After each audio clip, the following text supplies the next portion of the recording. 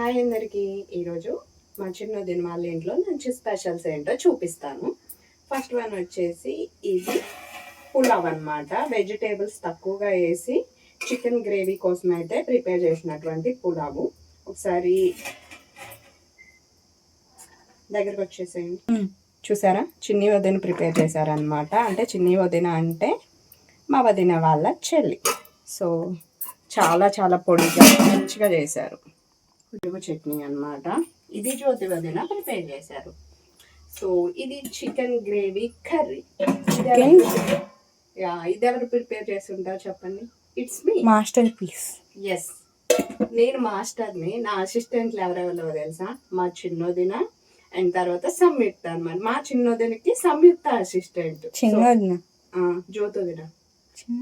Okay okay, అట్లా వచ్చినవా? Yes, assistant ఎవరంటే సంయుక్త అనమాట. ఇప్పుడు నార్మల్ గా ఇది టేస్ట్ చేసి చెప్తాను, తర్వాత చికెన్ తో టేస్ట్. అన్నవసరం, బాగుంది నిజంగా.